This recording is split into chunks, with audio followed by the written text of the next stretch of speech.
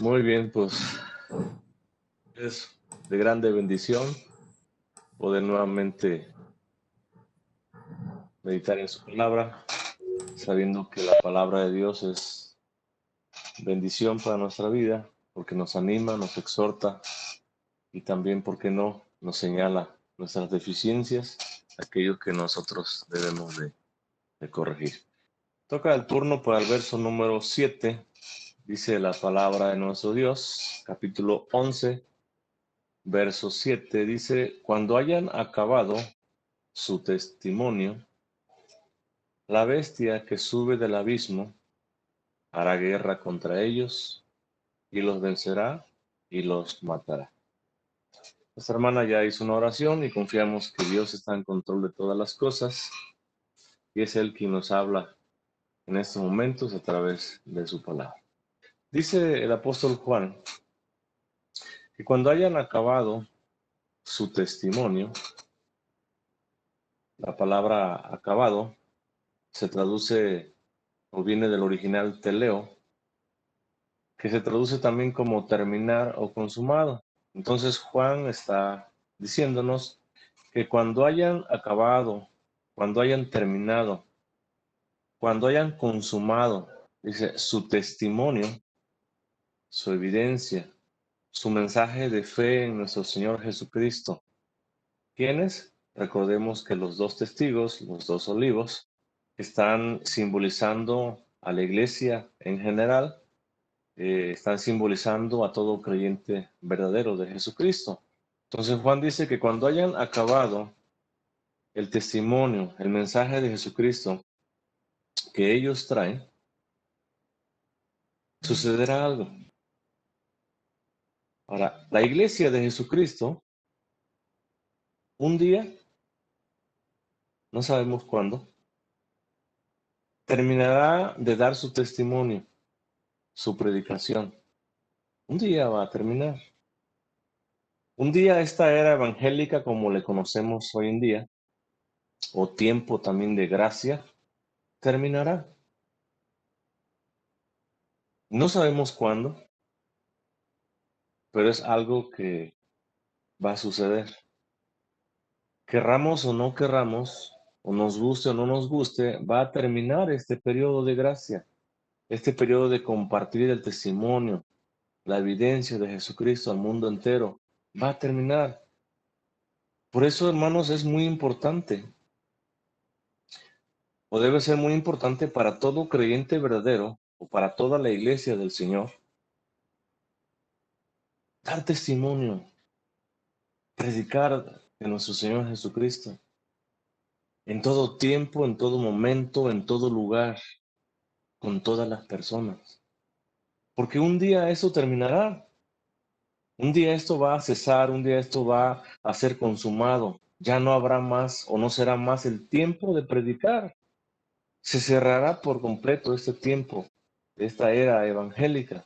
Terminará. Allá nuestro Señor Jesucristo, en el capítulo 24 del libro de Mateo, el verso 14, dice de la siguiente manera: y será predicado este evangelio del reino, dice, en todo el mundo,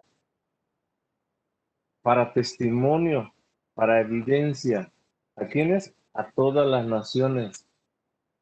Dice, y entonces vendrá el fin. Y son palabras de nuestro Señor Jesucristo cuando está respondiéndole a sus discípulos lo que ellos le preguntaron: Señor, ¿cuándo va a ser el fin del mundo? ¿O qué señales habrá de este fin del mundo, este fin del siglo? Y Jesús mismo, con sus propias palabras, dice que será predicado, será proclamado el evangelio del reino de los cielos. Y dice que será predicado, dice, en todo el mundo. Hasta el último rincón de este mundo será predicado el evangelio del Señor. Y será, dice, para testimonio, será como una evidencia a todas las naciones. ¿De qué? De que Jesucristo es el Señor, de que Jesucristo es el único, Hijo de Dios, en quien tenemos redención y perdón de pecados. Para eso va a ser proclamado ese evangelio.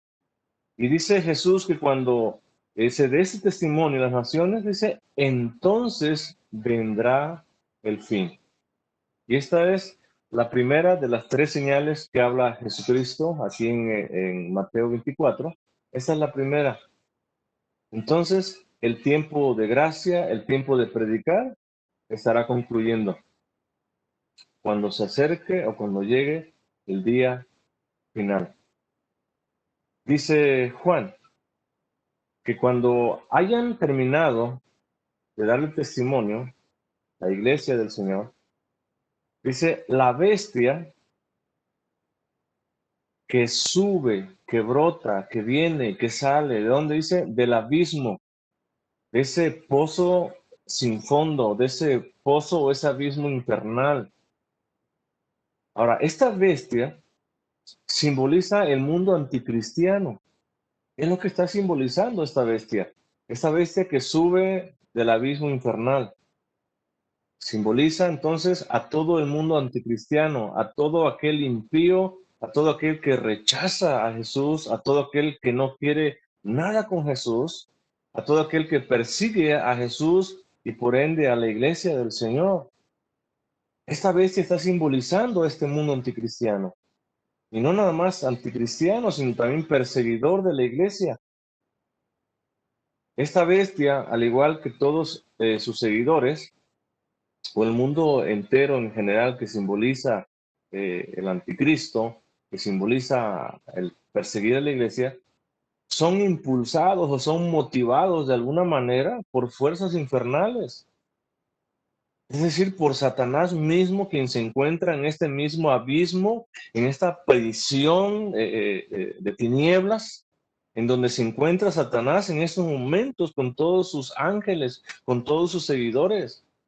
Ellos entonces, ellos mismos son los que estarán impulsando, los que estarán motivando a esta bestia para que salga de ese lugar y para que haya o haga guerra contra la iglesia del Señor.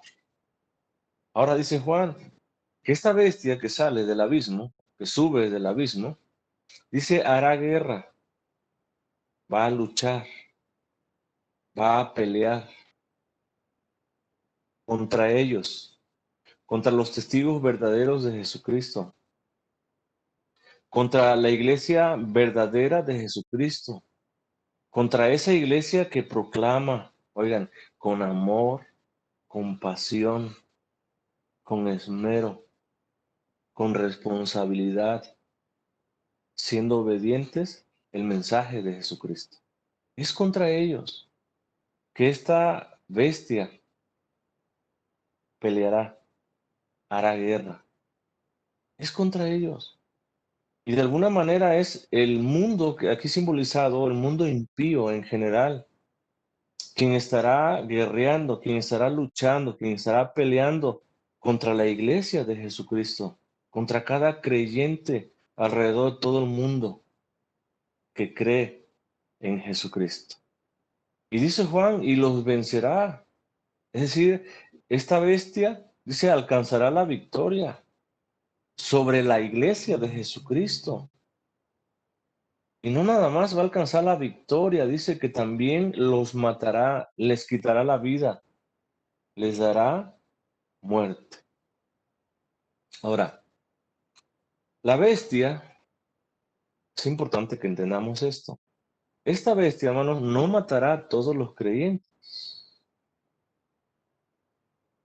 pero todo creyente verdadero, debe estar preparado para perder su vida por causa de Cristo, aunque no la llegue a perder. Entonces, cada creyente verdadero hoy en día debe estar preparado para que si es necesario, si fuese necesario, o si Dios así lo quiere, si Dios así lo permite, nosotros perdamos nuestra vida, oigan, con amor, y por amor hacia nuestro Señor Jesucristo. La pregunta sería, ¿estamos preparados realmente? Espiritualmente, ¿estamos preparados como para perder nuestra vida por causa de Cristo? ¿O no lo estamos? Allá nuestro Señor Jesucristo, hablando en el Evangelio de Lucas, capítulo 18, verso 8, dice, os digo que pronto les hará justicia, pero cuando venga el Hijo del Hombre, hace alusión a la segunda venida, cuando venga nuestro Señor Jesucristo, hay una interrogante aquí, dice Jesús, ¿hallará fe en la tierra? ¿Habrá fe todavía en la tierra cuando nuestro Señor Jesucristo venga? Sí habrá, sin duda alguna sí habrá, porque Pablo allá en Tesalonicenses nos habla de que sí habrá, pero serán contados, serán escasos los creyentes que queden vivos cuando nuestro Señor Jesucristo haga su aparición triunfal sobre el cielo. Es la iglesia misma, hermanos, como organización, la que será destruida. Y basta con mirar a nuestro alrededor. Hay países, por ejemplo, hoy en día, donde la iglesia del Señor casi está destruida en su totalidad. No hay libertad para predicar, mucho menos pensar en congregarse. ¿Y por qué no tomar el ejemplo mundial en el cual estamos viviendo o estamos estacionados hoy en día? Yo pregunto, ¿dónde están las iglesias hoy en día?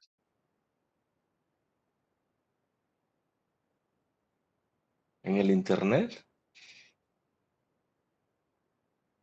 Yo pregunto, ¿cuántos aprovechan estas herramientas verdaderamente para bendición, para ser alimentados? Y es triste, es lamentable porque hay un registro en las redes sociales de las personas que miran eh, cada predicación. Y a veces yo ando ahí curioseando, yo ando viendo las predicaciones del pastor X, de otro pastor X, de otro pastor X, cuántos ingresos o cuántas reproducciones tiene cada predicación. Y es triste, hermanos, es lamentable ver que pastores de renombre tienen 14, tienen 20, a lo máximo, ¿qué te gusta? Un máximo 50. Yo digo, ¿dónde está la iglesia de Jesucristo? Y un día, hermanos, a lo mejor más adelante se venga otra situación más difícil como esta, en donde la iglesia quede totalmente destruida, en donde no haya ya libertad o medio alguno para compartir el evangelio. O a lo mejor la iglesia del Señor ya no tenga interés alguno de escuchar el mensaje de Jesucristo. Si lo vemos hoy en día, la falta de interés por congregarse de una manera virtual, ¿qué sucederá más adelante?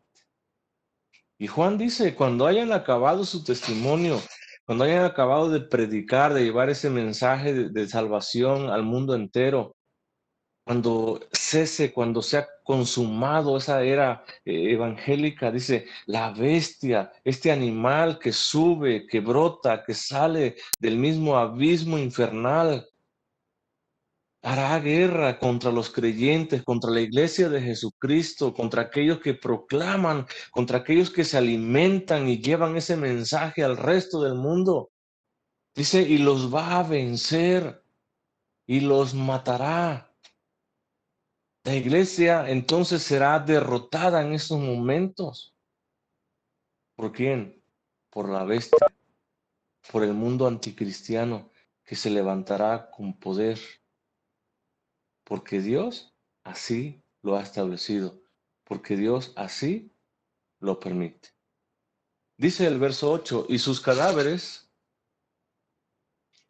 es decir, el cuerpo sin vida, ¿de quién? De la iglesia, de los testigos verdaderos de Jesucristo, de aquella iglesia que daba o que da testimonio de su fe al mundo entero. Oigan, así como nosotros lo damos hoy en día. Dice, y sus cadáveres, sus cuerpos sin vida, dice, estarán ¿en dónde? En la plaza de la grande ciudad. Allí estarán sus cuerpos inertes, sin vida. Esta iglesia ya no existe más. Esta iglesia está muerta en estos momentos para el mundo. Se acabó su predicación. Su voz ha sido silenciada. Se cierra esta época de predicación. Ya no hay más predicación. Por eso es importante, hermanos, o que le demos esa importancia que realmente tiene la palabra de Dios. Por eso es importante alimentarnos con su palabra día y noche. Por eso es importante compartir y llevar ese mensaje de salvación al mundo entero. Oigan, y en cada conversación que nosotros tengamos con diferentes tipos de personas, sacar, a testificar el nombre de Cristo, lo que Cristo ha hecho y hace y seguirá haciendo en nuestra vida, para que su nombre sea glorificado. Oigan, y para que sea un testimonio para esa persona que de alguna manera recibió ese mensaje. Y el día del juicio no diga, es que a mí nadie me habló, nadie me habló. Entonces, nosotros tenemos esa grande bendición y nosotros debemos de aprovechar este tiempo porque llegará el tiempo en que ya no se predique la palabra de Dios. Llegará el momento en que este tiempo de predicar o de predicación llegará a su consumación total. Y dice que los cadáveres de la iglesia estarán, dice, en la plaza de esta grande ciudad. Dice que en sentido espiritual se llama Sodoma, como un símbolo de inmoralidad, y también se llama Egipto, como símbolo de esclavitud y persecución.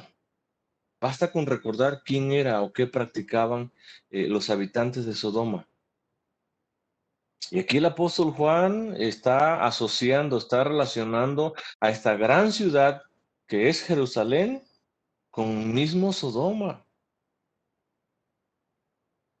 Una inmoralidad espiritual se vivía en Jerusalén. Una esclavitud hacia esa inmoralidad, una persecución hacia la iglesia de Jesucristo se vivía en esos momentos y se sigue viviendo. Y allí dice, en esa plaza, en esa calle amplia, a la vista de, vamos a ver, de todo el mundo, estarán, dice, los cadáveres, los cuerpos sin vida, los cuerpos inertes de la iglesia verdadera de Jesucristo. Dice, donde también nuestro Señor fue crucificado.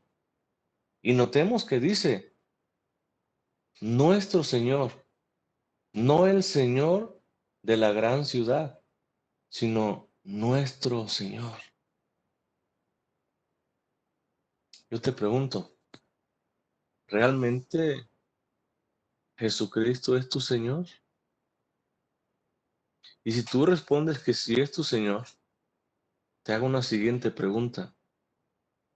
¿Todo tu ser gira en torno a la voluntad y obediencia de ese Señor?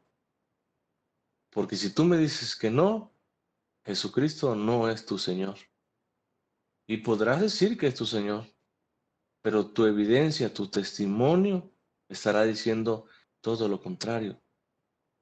Y dice que los cadáveres estarán en esa plaza de la grande ciudad, ciudad inmoral, ciudad de esclavitud, ciudad que persigue a la iglesia del Señor. Y no nada más eso, sino que esa ciudad que también dice, mató, crucificó a quién? A nuestro Señor. Entonces Jerusalén crucificó a nuestro Señor y fue debido a su inmoralidad, fue debido hacia esa persecución contra los santos, contra los profetas, y es comparada con Sodoma y Egipto. ¿Quién?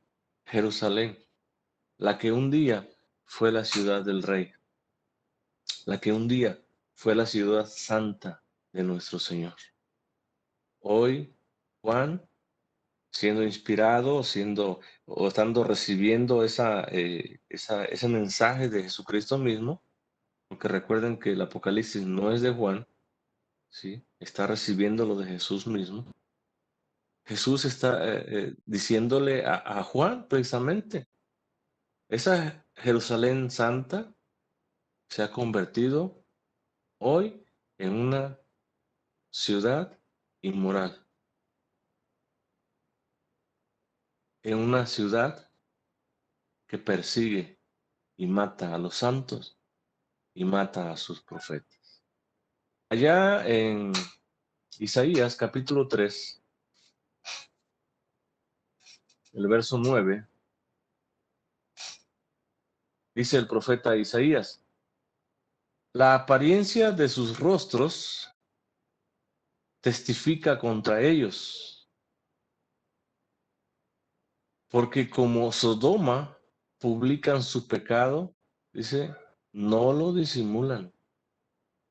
Ay del alma de ellos, porque amontonaron mal para sí.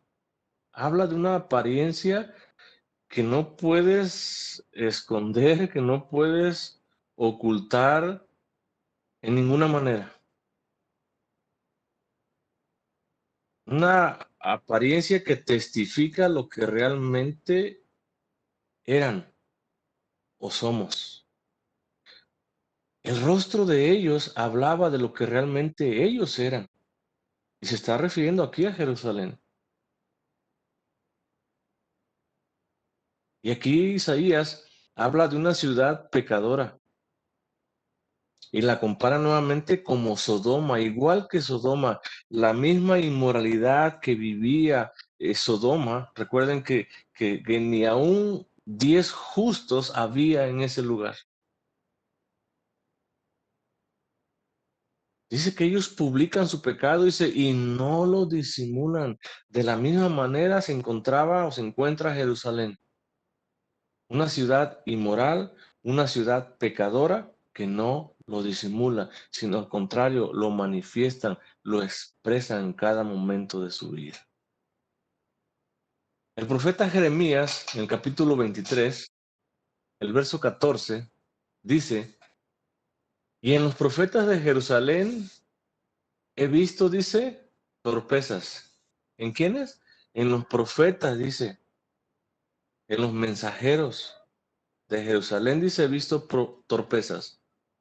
Dice, cometían, ¿qué cosa? Adulterios y andaban en mentiras y fortalecían las manos de los malos. Dice, para que ninguno se convirtiese de su maldad.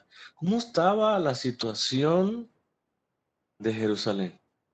¿O por qué Juan aquí en el Apocalipsis la asocia como, o la llama la gran ciudad y la asocia con Sodoma, con Egipto? De esa manera. Y dice, los mismos mensajeros, los mismos servidores del Señor, con tristeza lo dice, están llenos de torpeza, son torpes, cometen adulterios, andan en mentiras y fortalecen a quienes, a los malos. ¿Para qué? Para que no haya una conversión de su maldad.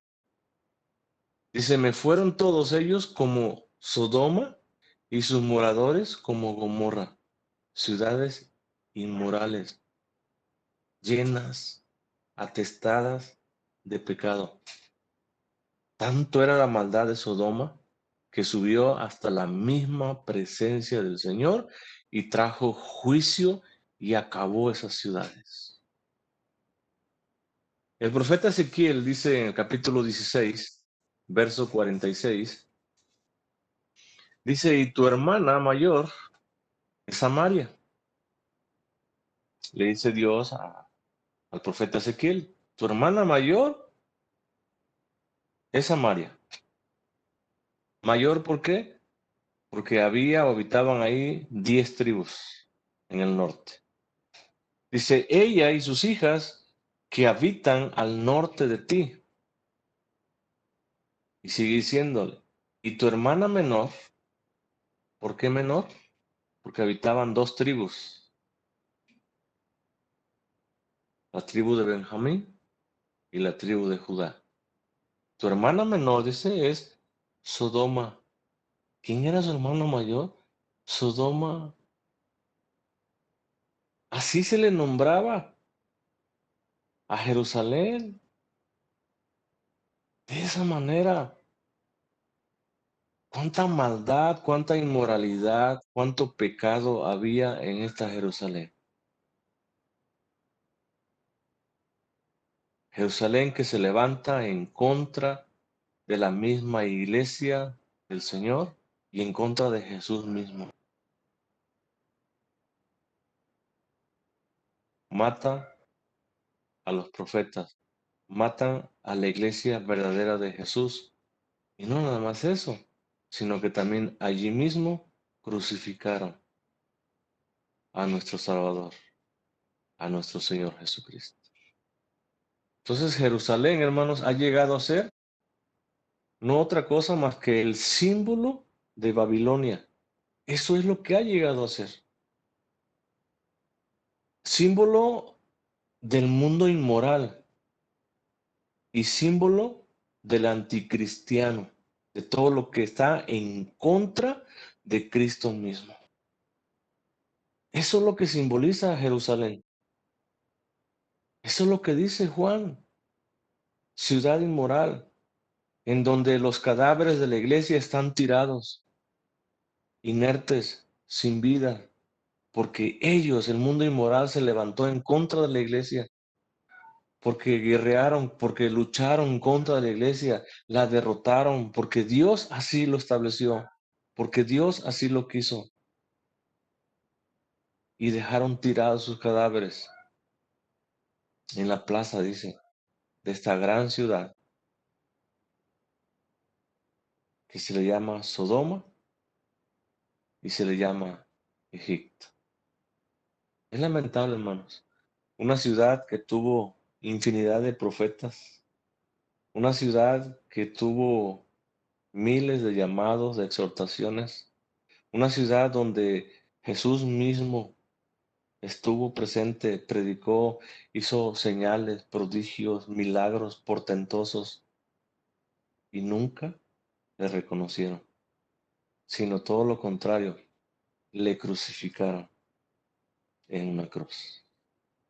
Verso 9 dice, y los de los pueblos,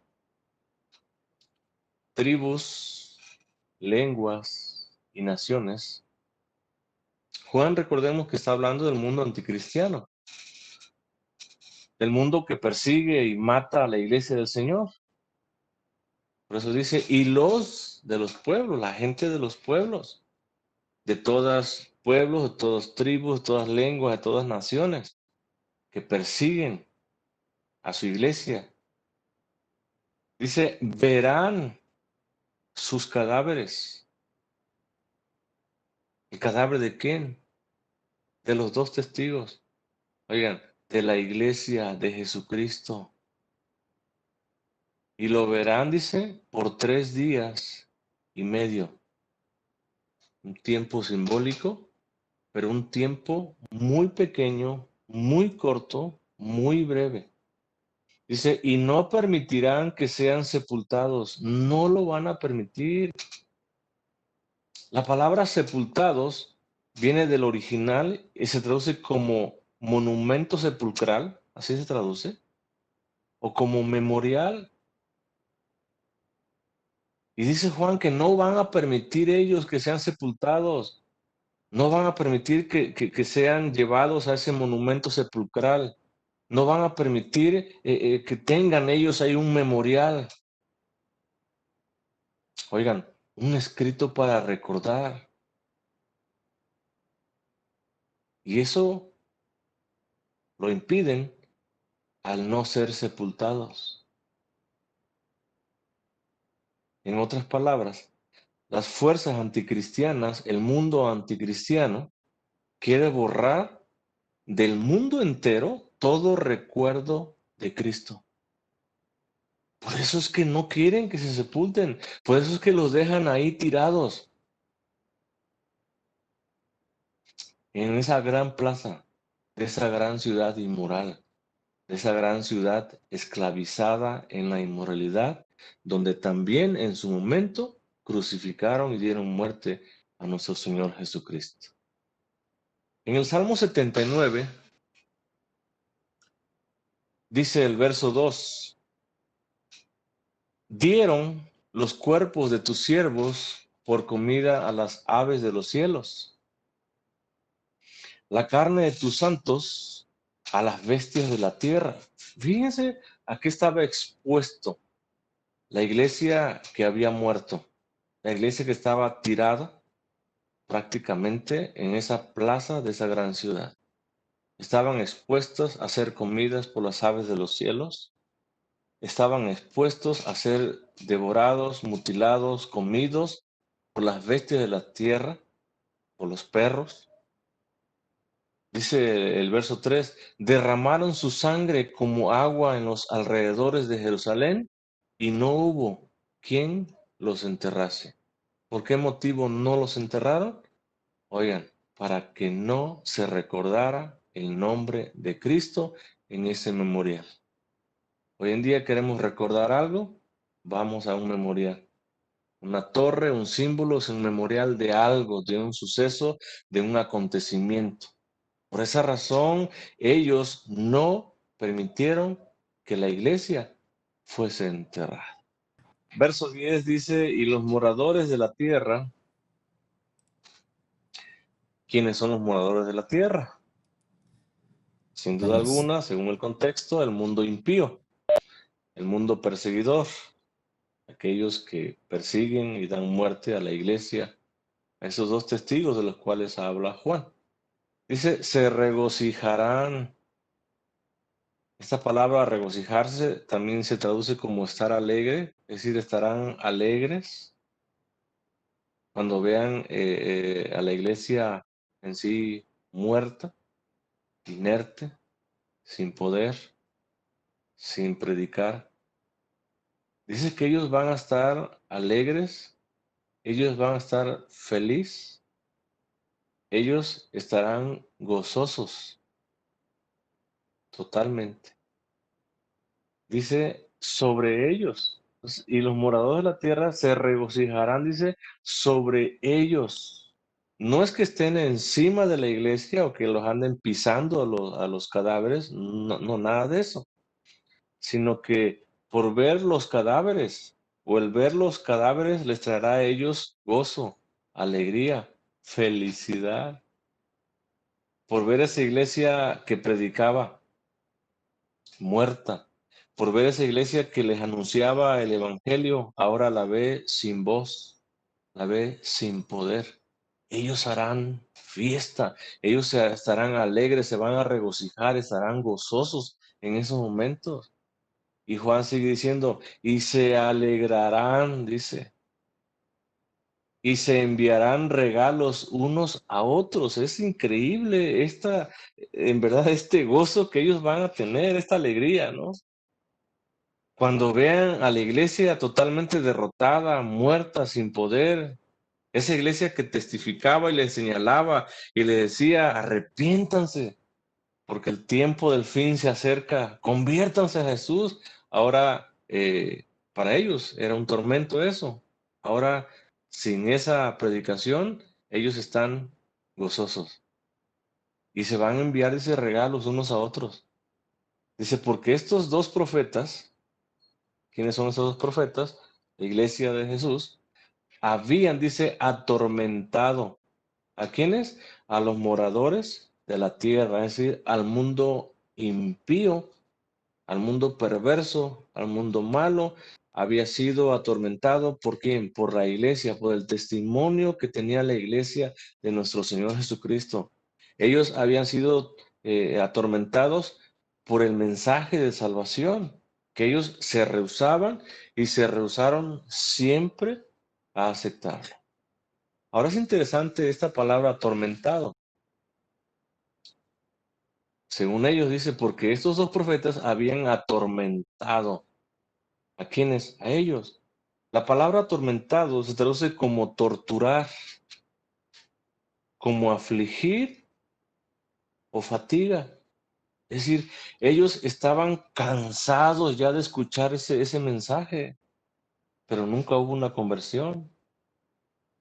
Ellos se sentían afligidos, pero también se sentían torturados totalmente, escuchando los sermones, las predicaciones, los testimonios que los invitaban una y otra vez a arrepentirse.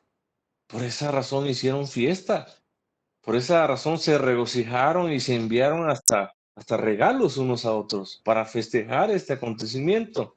Dice el verso 11, pero después de 3 días, dice, y medio, nuevamente vemos esta frase, un tiempo muy corto, relativamente muy corto, en otras palabras, les duró muy poco el gusto. Muy poco tiempo les tardó esta fiesta, esta festividad, ese gozo. Dice, entró en ellos, ¿qué cosa? El espíritu, el soplo de vida, dice, enviado, ¿por quién? Por Dios. Y recordemos que así como un día nuestro Dios creó a Adán, el primer ser viviente, de la tierra, del polvo, y sopló, dice, en su nariz aliento de vida, de esa misma manera, el Señor sopla nuevamente aliento de vida en esta iglesia que estaba muerta totalmente. Sopló aliento de vida en estos cadáveres que estaban postrados, ahí expuestos a las aves, a las fieras, para ser devorados. Cadáveres sobre los cuales el mundo impío y gentil ya se estaban regocijando, hicieron fiestas, se regalaron lo que pudieron, porque la iglesia estaba para ellos totalmente muerta ya. Pero sigue diciendo Juan, y se levantaron sobre sus pies. ¿Quién se levantó? La iglesia del Señor. La iglesia fue nuevamente restituida a la vida y recibe nuevamente el honor que ella tenía.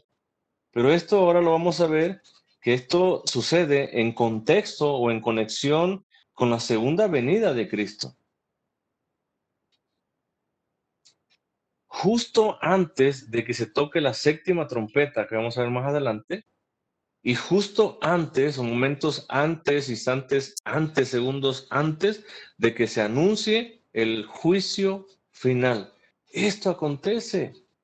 La iglesia se levanta, oigan, pero ya no para predicar, sino para entrar en esa eternidad gloriosa con su Señor y Salvador Jesucristo. Para eso se levanta, ya no para predicar, porque el tiempo de predicación ya había pasado, el tiempo de gracia ya había pasado, ahora se levanta para entrar en esa eternidad con su Señor. Se levanta, recibe vida nuevamente para ser glorificada, para ser transformada a la imagen misma de Cristo, oigan, y entrar al mismo cielo, vamos a ver un poquito más adelante. Para eso se levanta. Ya no para predicarles a estos que hacían fiesta o tenían su gran fiesta, su gran evento ahí, ya no para hablarles a ellos, sino para entrar a la presencia por toda la eternidad con su Señor y Salvador. Dice, y cayó gran temor sobre los que los vieron. ¿Quiénes son los que los vieron? El mundo impío, que en esos momentos estaba de fiesta, hasta estos momentos. Cayó, dice, gran temor en esos momentos.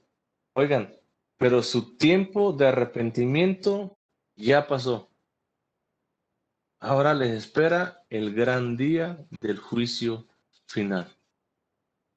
Por eso ellos cuando ven que la iglesia se levanta, dice, cayó gran temor, pánico, horror sobre todos ellos que estaban contemplando ese glorioso evento, esa gloriosa transformación y resurrección de toda la iglesia del Señor.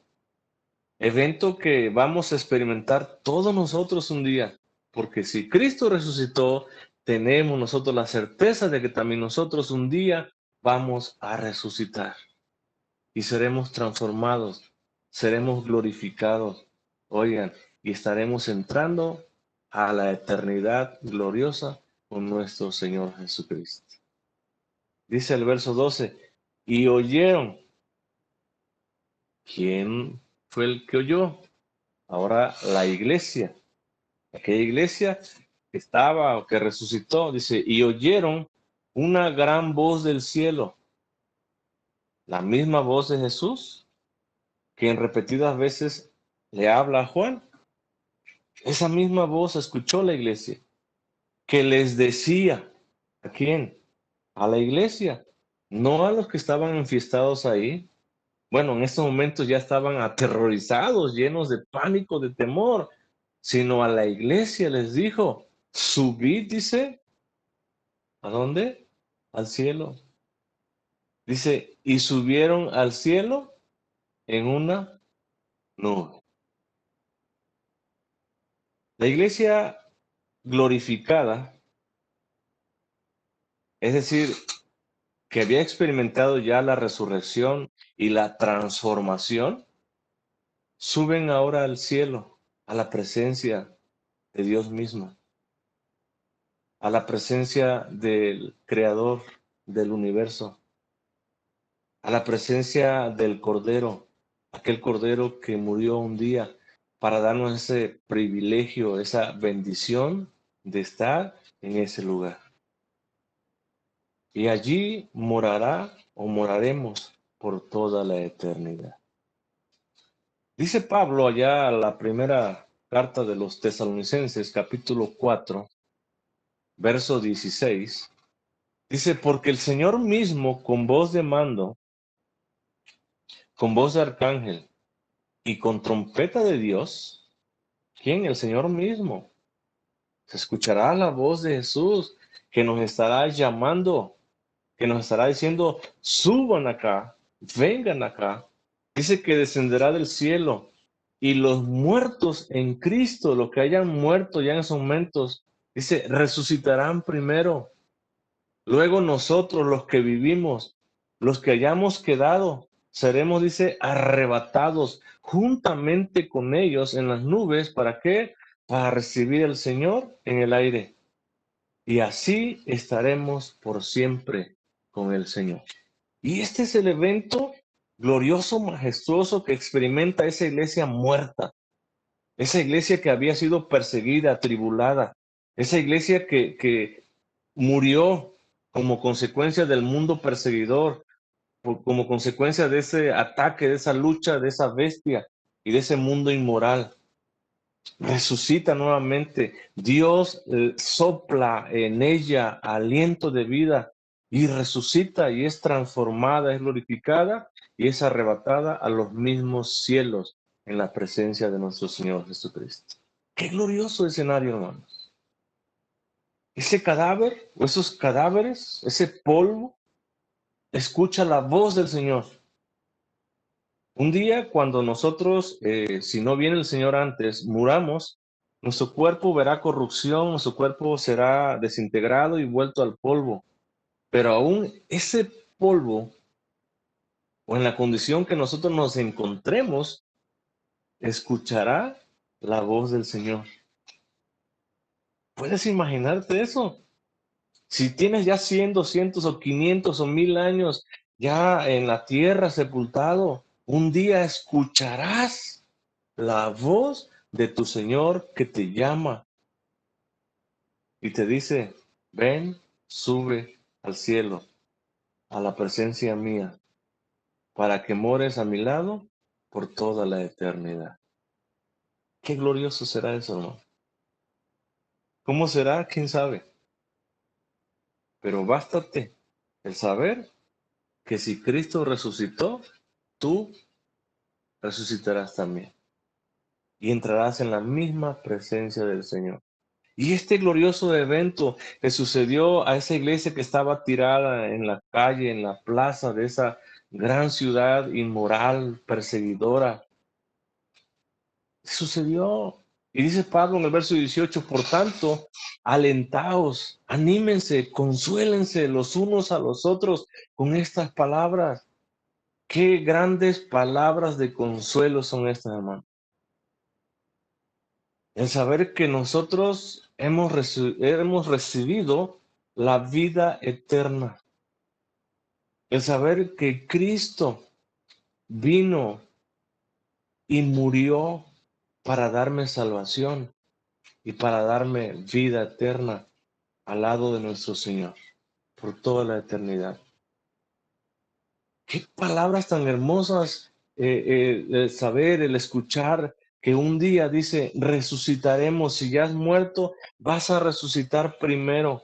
Y si todavía estás vivo cuando Jesús venga, dice, serás transformado, serás glorificado y te unirás con esa multitud de multitudes de creyentes por todo el mundo que existen con ellos juntamente y entrarás al mismo reino de los cielos por toda la eternidad. Que te baste eso, que te motive eso, hermano. ¿Para qué? Para que prediques, para que lo hagas a tiempo y aún fuera de tiempo, para que lo hagas en todo tiempo, en todo lugar, en todo momento, a cualquier persona, ve y predícale, dile, Jesús te ama, Jesús murió por ti, Jesús quiere que tú te arrepientas y pongas tu confianza en Él. Porque al hacerlo, estás asegurando un lugar allá en la eternidad. Y no un lugar de tormento, sino un lugar de gloria, un lugar de bendición. Ese que sea tu mensaje, ese que sea nuestro mensaje. Y sigue diciendo Juan, y sus enemigos, dice, los vieron. ¿Quiénes son sus enemigos? El mundo impío, el mundo perseguidor, el mundo inmoral, todo ese mundo que incluye raza, lengua, pueblo, nación, presenciaron este glorioso evento, porque dice, y sus enemigos los vieron. Entonces podemos ver que no es un arrebatamiento en secreto. Oigan, no es un rapto secreto como muchos enseñan el día de hoy, sino que es un arrebatamiento visible, que todo mundo que esté vivo todavía va a presenciar cuando Jesús venga por su iglesia, cuando nosotros seamos arrebatados. Dice, y los vieron. Ellos presenciaron este evento. Ellos presenciaron esa resurrección. Ellos presenciaron cómo la iglesia entera fue llamada y en una nube ascendió a los mismos cielos. ¿Quiénes? Ellos, el mundo impío, el mundo perseguidor. Dice el verso 13, en aquella hora, ¿cuándo es aquella hora? Instantes, momentos antes del juicio final. Esa es aquella hora. Dice, hubo Gran terremoto. Este gran terremoto, hermanos, precede al juicio final.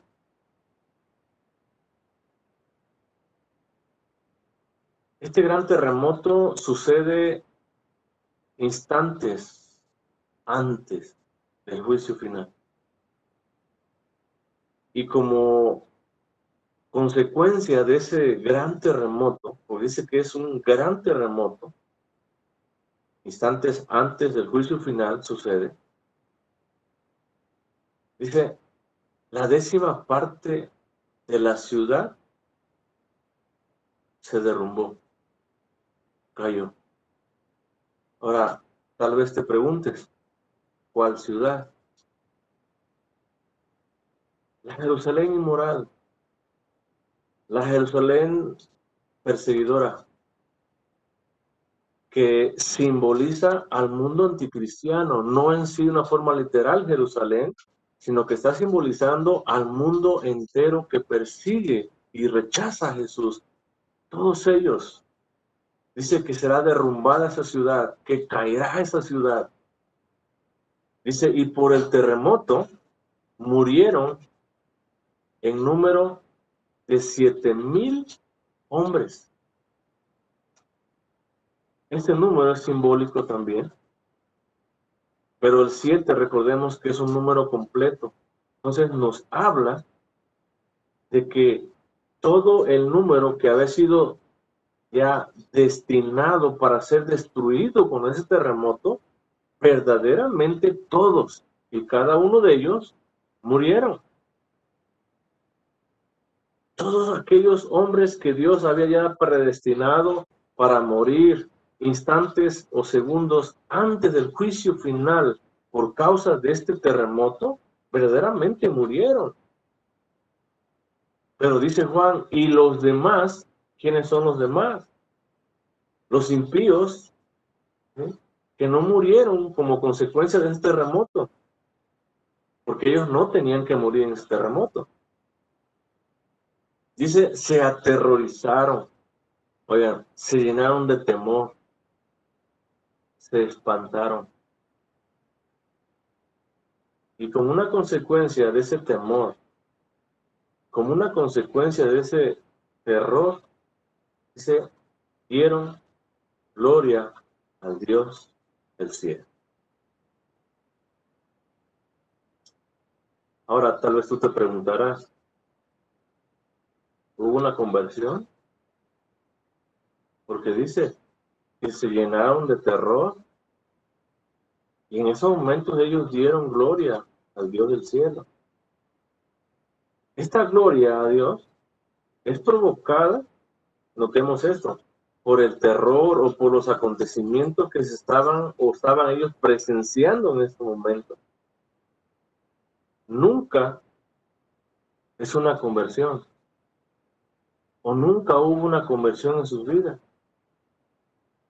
sino que los mismos sucesos que provocan pánico y terror. Oigan, imagínense un terremoto de tal magnitud que destruye una gran cantidad de ciudad y muere una gran cantidad de personas. Causa terror, causa temor, causa espanto. Y ellos lo presenciaron. Entonces esta gloria a Dios que ellos dan es provocada por esos acontecimientos. Nunca hay una conversión. Además también ya no es el tiempo del arrepentimiento.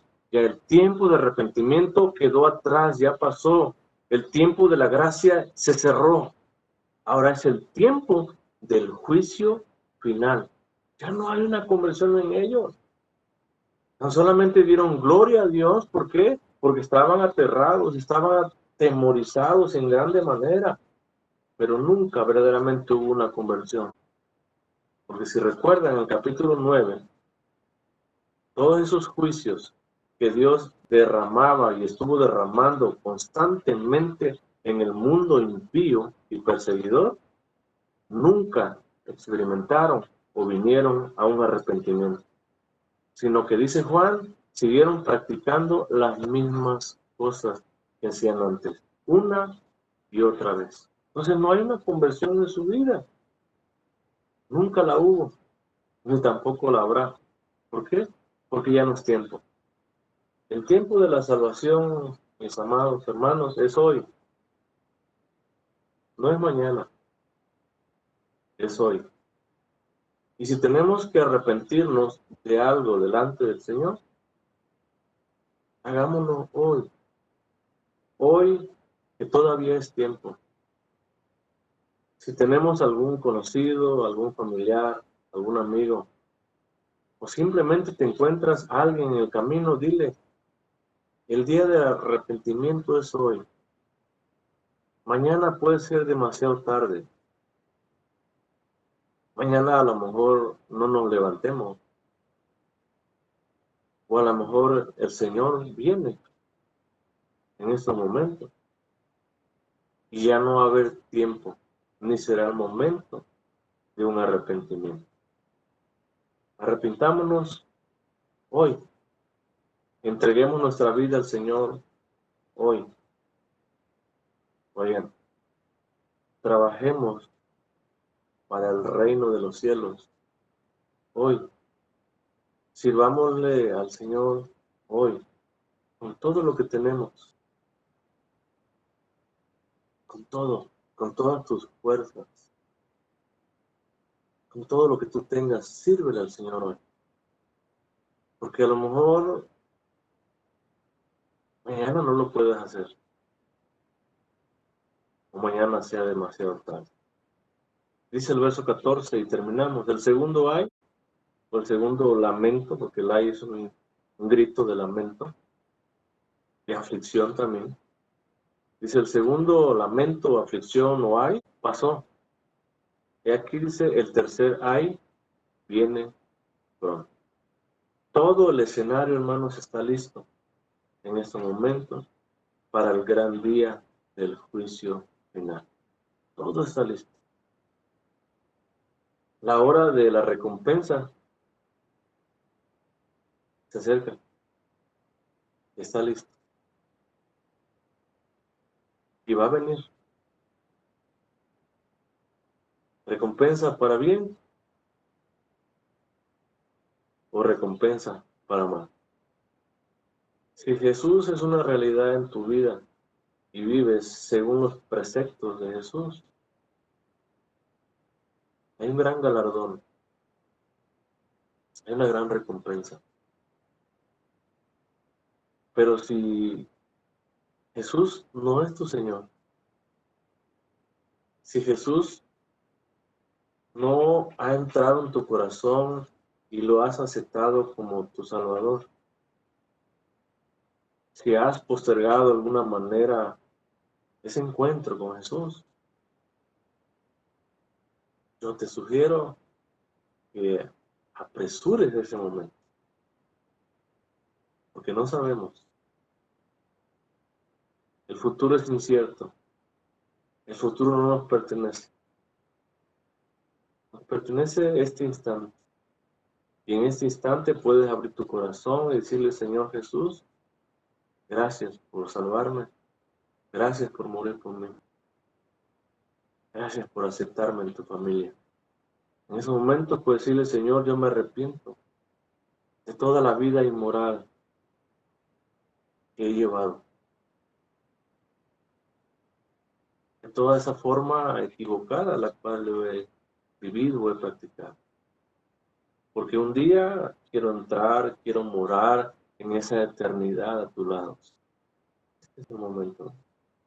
Yo te invito que hoy te pongas a cuenta con el Señor y le permita que Él entre y gobierne y reine hasta el último rincón de tu vida. Dégasela al Señor. Dios te bendiga. Amén.